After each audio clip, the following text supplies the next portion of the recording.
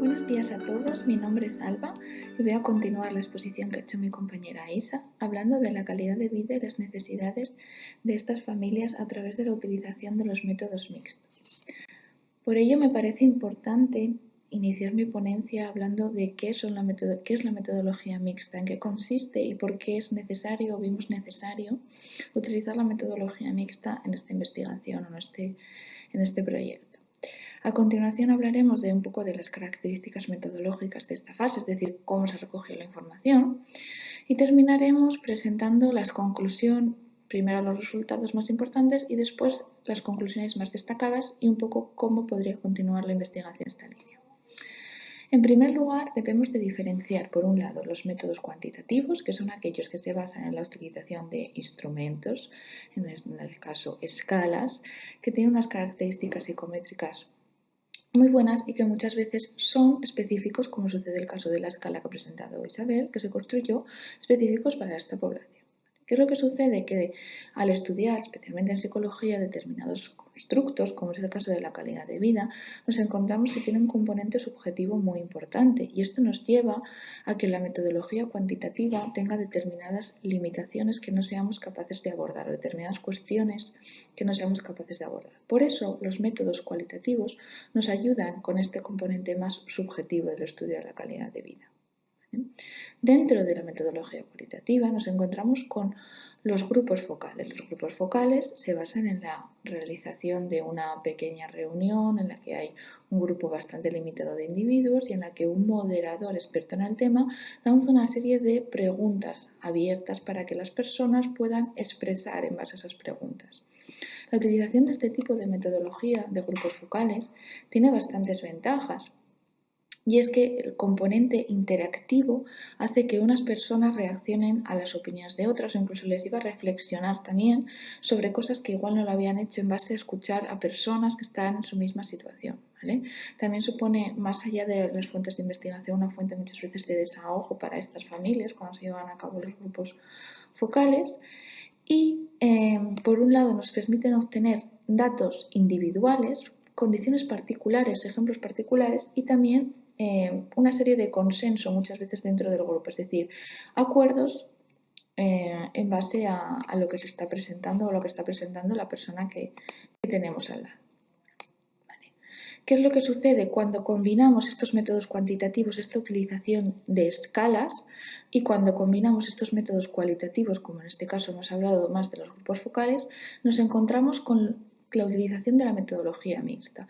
Más que una suma, los métodos mixtos nos aportan algo más que la suma de los otros dos. Esto es muy importante de tener en cuenta.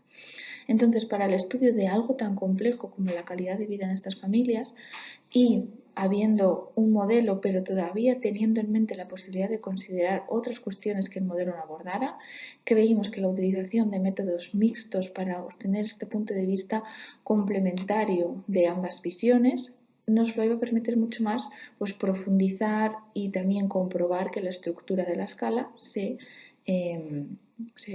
repetía, digamos, en la utilización de esta metodología cualitativa. ¿Vale? Y es que cuando revisábamos la literatura en este sentido, veíamos por un lado que bien o se utilizaba una de las dos fuentes de información, es decir, o metodología cuantitativa o metodología cualitativa, pero no métodos mixtos, ¿vale? Y que además solía estar muy limitada solamente en la utilización del cuidador principal, ¿vale? Solamente centrado en el cuidador principal. De ahí que por un lado se creó, se validó esta escala, ¿vale? Mejor dicho, en población española, y más allá de eso, pues quisimos profundizar, como decía, y ampliar este estudio, y para ello, pues bueno, se llevó a cabo esta metodología mixta. En primer lugar, vamos a hablar de la muestra que formaba parte de esta parte más cuantitativa de la aplicación específica de la escala, ¿vale? Y fueron todos familiares de personas con enfermedad neurodegenerativa que fueron reclutados gracias a la Gerencia Regional de los Servicios de Castilla y León, ¿vale? Concretamente, teníamos una mayoría de hombres, un 70%, y un 30% de mujeres, cuyo vínculo con la persona afectada era en la mayoría de los casos de su hijo, ¿vale? Pero también nos encontrábamos de manera bastante frecuente con parejas u otros, como podían ser hermanos o hermanas. ¿vale? Con respecto a las características de las personas afectadas, nos encontramos que eran mayoritariamente mujeres y con una edad en torno a los 80 años. ¿Vale? La etiología en la mayoría de los casos, disculpe que aquí no se ve muy bien, pero era de demencia, aunque también nos encontrábamos con casos de Parkinson. Vale. ¿Qué instrumento utilizamos? Bueno, pues el instrumento que ya nos ha presentado Isa y por eso no vamos a contar mucho más en explicar la estructura porque, bueno, pues este que tenéis ahí.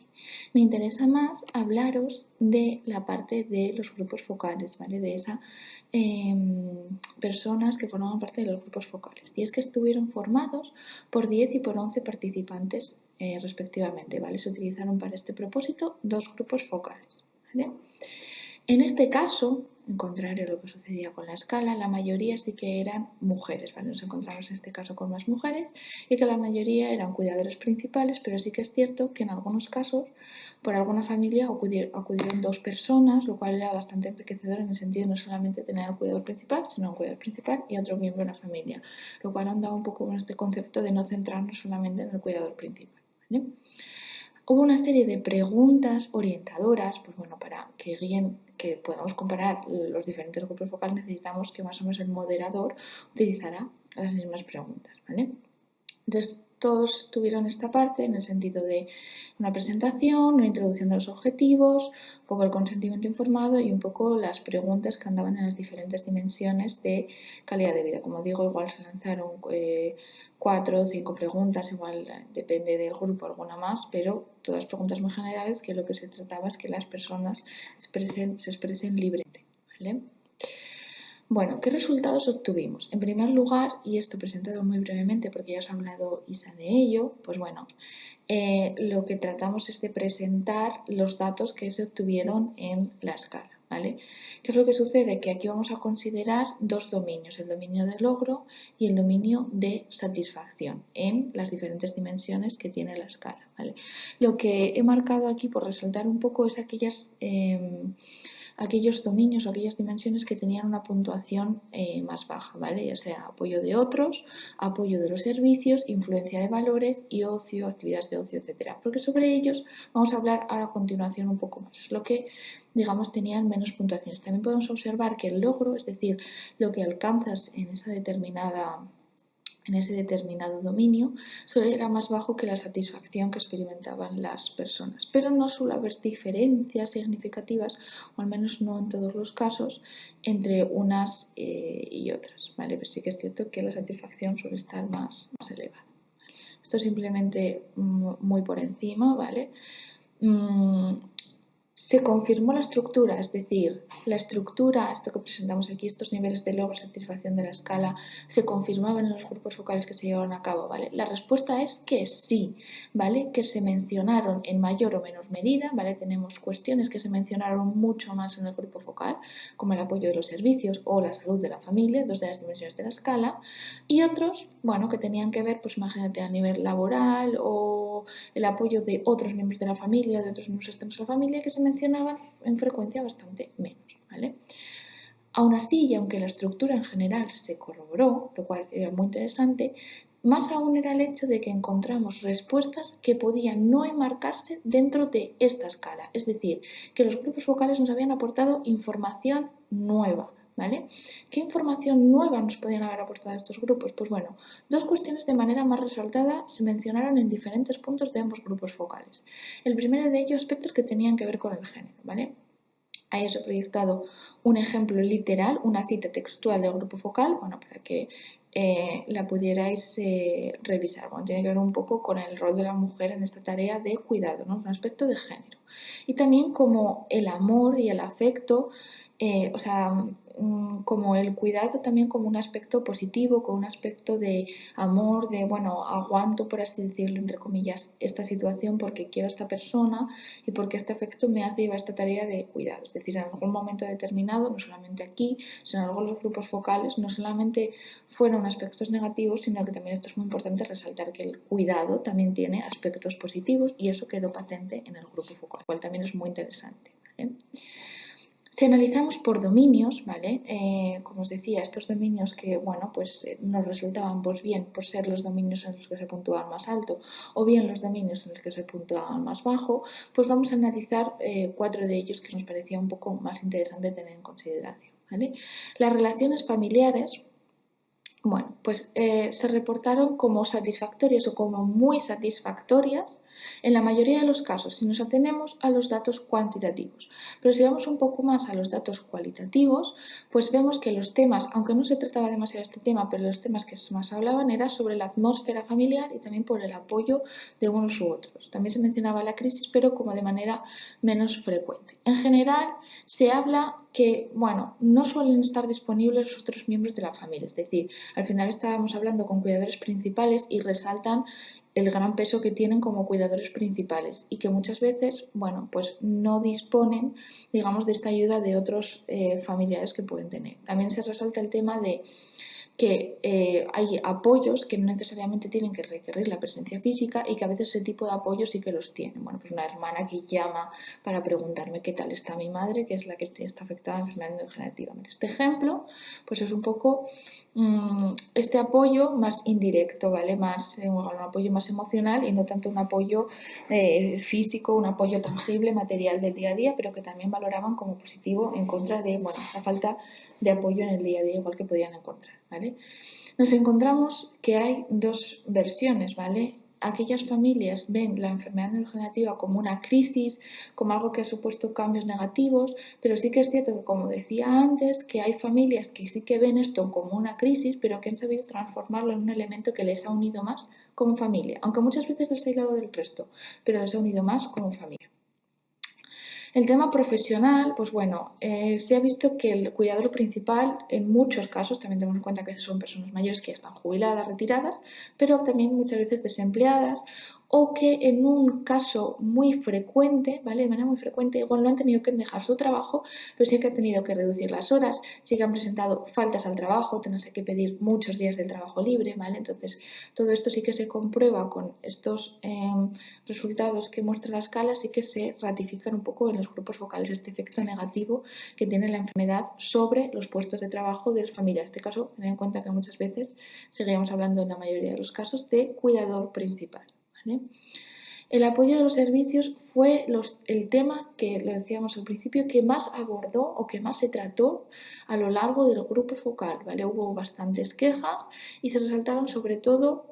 Sí que es verdad que se mencionó algún aspecto positivo, pero sobre todo la satisfacción y el logro ya fueron muy bajos en la escala y nuevamente comprobamos aquí en el grupo focal que se hablaba mucho de las barreras, de todos los déficits que tenían a nivel de disponibilidad de servicios, sobre todo especializados en el caso de los servicios sanitarios, como estamos viendo aquí. Es decir, se resaltaban, bueno, pues todos aspectos negativos, la falta que tenían de información muchísimas veces, también las discrepancias que había entre un tipo de enfermedad no degenerativa y otra se resaltaban muchísimo.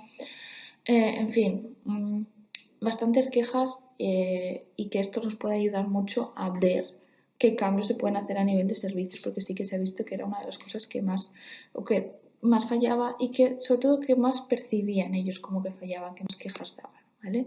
Se replica un poco en el tema de la atención social, ya pasando esta fase sanitaria, pues bueno, pues que sí que se ve que, bueno, que faltan recursos, sobre todo en el medio rural, que tiene unas características, ¿no?, particulares, pues las personas que viven en una ciudad sí que tienen más recursos, en el medio rural pues faltaban recursos y que se enfatiza mucho esto, pues bueno, también la necesidad de subvenciones, de más actividades de manera más intensa. Igual hay, pero tiene poca intensidad y la persona afectada sigue estando mucho tiempo con la familia, ¿vale? Y se enfatiza mucho también la importancia que tendría disponer estos recursos para mejorar la calidad de vida del familiar, para suponer un momento de respiro en el que la persona, si no trabaja, puede dedicarse a sus tareas, puede dedicarse al ocio, puede dedicarse a fomentar un tipo de relaciones sociales, ¿vale? Es muy importante.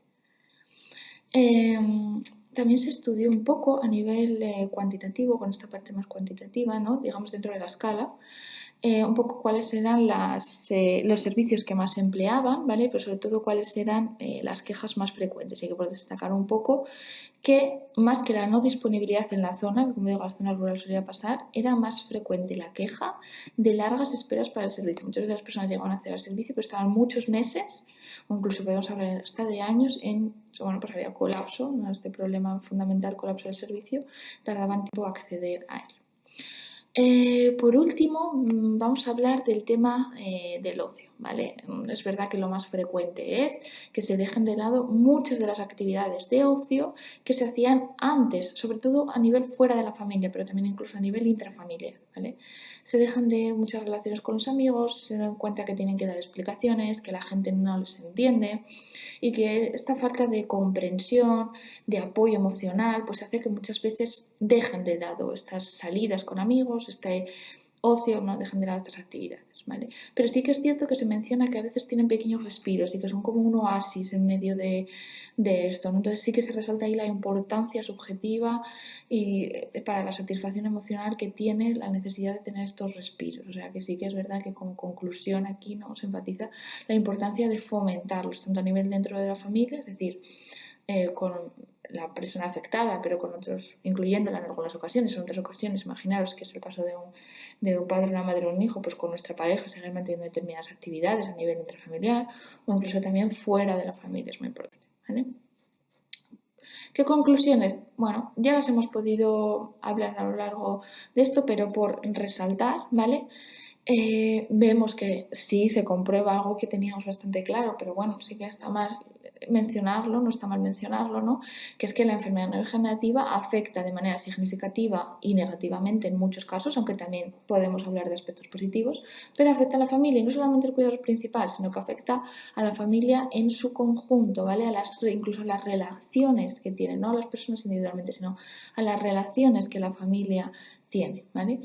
También podemos enfatizar que este estudio cuantitativo nos da datos importantes, pero el estudio cualitativo nos da detalles que muchas veces estos datos, estos niveles no nos dicen y que son sumamente interesantes y que he intentado hablaros de los más importantes a lo largo de estos 15 minutos, ¿vale?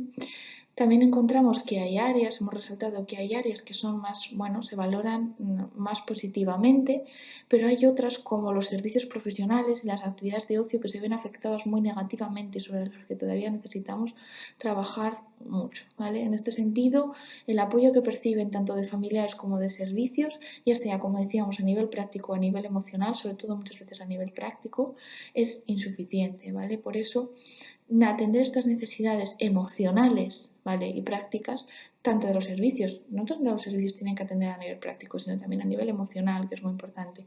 Y la familia extensa o la comunidad, etcétera, tiene que atender también estas dos necesidades que tienen las familias. Sobre eso deberíamos de seguir trabajando sobre modificaciones, sobre cosas que podemos aportar. Vamos a seguir hablando, ¿no? Se han pretendido con el proyecto y es un poco también donde podría continuar esta línea de investigación. Ahora son un poco 3 referencias más importantes utilizadas y hasta aquí me despido. Perdón si me he alargado 3 minutillos de más. Muchísimas gracias.